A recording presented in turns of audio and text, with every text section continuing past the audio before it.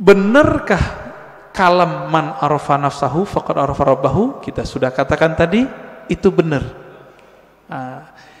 Terlepas dari ini kalam Nabi atau bukan, kalam ini sudah menjadi kaidah dalam ilmu tazkiyatun nafs, ilmu tasawuf, ilmu kerohanian. Lalu apa maknanya? Siapa yang kenal dirinya, maka dia kenal Tuhannya. Antum nih teman-teman, namanya misalnya Abdullah, dikasih bapaknya Abdullah.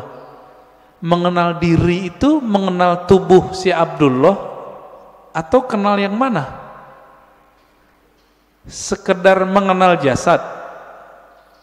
Tentu tidak. Lalu kenal apa ini? Kenal yang mana ini? Bukan yang jasad ini. Kan banyak juga Pak, anak-anak udah 7 hari nggak punya nama.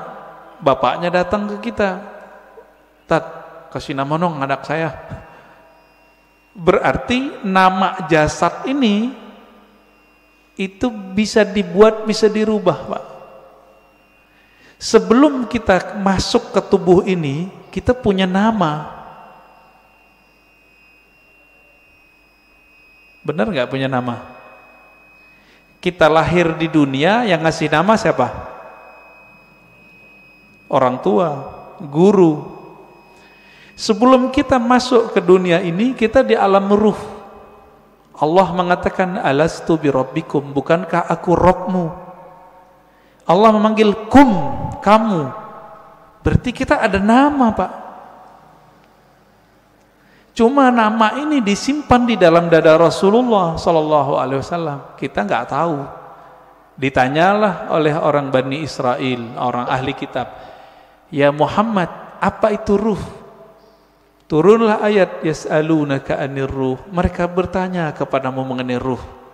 Katakanlah ruh itu urusan Allah. Kamu tidak diberi ilmunya kecuali sedikit. Sedikit di situ, wa ma utitum minal ilmi illa qalila. Sedikit menurut siapa? Menurut saya, menurut Nabi, menurut Bani Israel, atau menurut Allah? Menurut Allah. Maka sedikit menurut Allah itu banyak menurut kita. Orang kaya di Indonesia bilang, saya ngeluarin uang dikit, dikitnya itu udah 100 triliun Mbak. Apalagi raja di raja alam semesta ini, Rabbul Alamin, Allah Subhanahu wa Ta'ala. Ilmu ini disimpan dalam dada Rasulullah. Ada sahabat yang dikasih tahu, ada yang tidak. Maka Nabi itu bisa ngerti Pak, dengan izin Allah. Ada orang nih jihad, kayaknya paling kuat, kayaknya paling banyak bunuh musuh, tapi Nabi mengatakan finnar, masuk neraka. Kenapa? Nabi tahu namanya sudah ada di neraka, nggak dihapus dari neraka. Ternyata benar, orang ini beramal cuma dengan fisiknya, ruhnya tidak beramal. Ruhnya gak beramal Pak. Jadi ketika disebut siapa yang kenal dirinya, maka kenal Tuhannya. Diri yang fisik, yang mengenal dirinya fisiknya, dia baru mengenal perbuatan Allah. Disebut ma'rifatul af'al, mengenal perbuatan Allah. Ajaib gak kelahiran manusia? Penciptaan manusia ajaib gak? Ajaib Pak. Kok bisa-bisanya ada makhluk hidup di perut seorang perempuan? Itu ajaib itu. Saya mau tanya nih yang udah nikah, yang punya anak, itu antum yang menciptakan anak? Atau cuma sebab doang?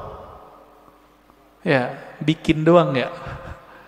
Tapi kita nggak yang gedein, yang mengembangkan biar kasih tulang, enggak. Ya, coba tanya sama yang udah pernah hamil. Ibu-ibu yang udah hamil tanya, ajaib itu. Maka mengenal diri yang fisik mengantarkan kepada ma'rifatullah level 1. Apa itu? Ma'rifatul af'al, ma'rifatu af'alillah, mengetahui perbuatannya Allah Subhanahu wa ta'ala. Itulah yang dibahas dalam surah Al-Mu'minun itu. Ya, ayat 11 ya. Begitu juga di surat Ar-Rum ya, sebelum ayat tentang pernikahan itu kan tentang penciptaan kita semua. Dari nggak ada jadi ada, dari tanah kok bisa jadi hidup, kok tiba-tiba bisa melawan kepada Allah. Itu dia, namanya ma'rifatu fi'lillah. Jadi kalau ada ahli biologi, ahli ilmu-ilmu eksak tidak mengenal Allah lewat ini, lewat dia, berarti dia tersesat, nggak mengenal Allah. Itu satu. Diri yang fisik. Nah, kita punya diri yang disebut dengan nafs tadi. Jadi nafs itu sendiri artinya ada nafs fisik, ada nafs jiwa. Orang kita nyebutnya sukma, perasaan. Nah, itu masuk di situ. Yang bilang saya emosi, nah itu dia. Saya jatuh cinta, ada itu. Seneng, sedih. Itu masuk ke si nafs ini.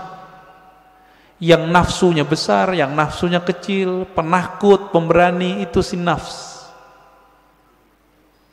Nah, punya enggak nih? Punya ya? Punya kita. Inilah yang dikatakan di Quran.